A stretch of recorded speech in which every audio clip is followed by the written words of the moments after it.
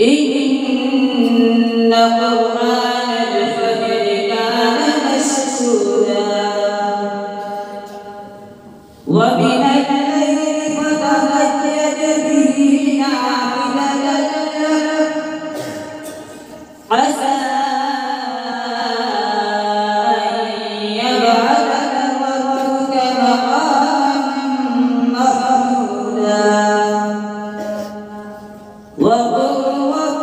أدخلني مدخل صدق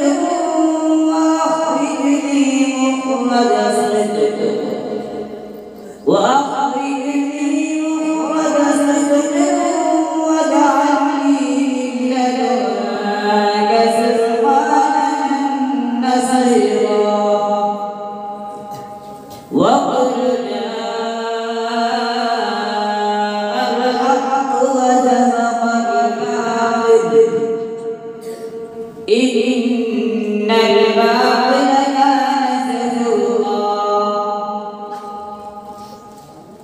وننزل من القرآن ما هو شفاء ورحمة للمؤمنين ولا يزيد الظالمين إلا خسارا وإذا